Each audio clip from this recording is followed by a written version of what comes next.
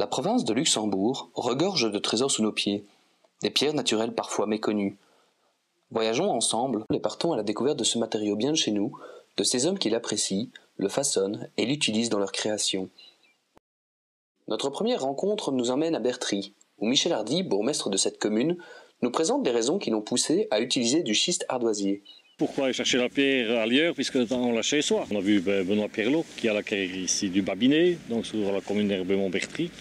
Et forcément, c'est une pierre qui me plaît beaucoup au point de vue ton. Et bon voilà, et on n'a pas hésité 2 minutes à souhaiter que l'entrepreneur choisisse cette pierre. À la carrière d'Herbemont, il y a différents types de pierres. Pourquoi avoir choisi un tout venant dans les tons bruns alors qu'il existait aussi dans les tons noirs ou des pierres pré-taillées? Pour complètement changer avec la pierre de l'ancien bâtiment. Donc il fallait qu'on fasse une différence entre l'ancien bâtiment et le nouveau bâtiment. Deuxième rencontre, cette fois avec Mont, petit village près de La Roche-en-Ardenne. Francis Simon, architecte à l'origine de la Maison du Plateau, nous parle de cet ouvrage et de l'utilisation de la pierre naturelle, mais pas seulement. Souvent, on a vu dans vos réalisations beaucoup de mélanges de pierre et de bois. Vous êtes très attaché aux matériaux naturels. Oui. D'abord, on vit dans un pays, l'Ardenne, où il y a du bois quand même à profusion, qu'il faut gérer. Donc, il y a des bois qui arrivent à maturité. Et pourquoi pas les utiliser? Évidemment, on ne sait pas toujours utiliser le bois local, mais dans la mesure du possible, on le fait. Et pour la pierre naturelle, pourquoi ce choix en particulier?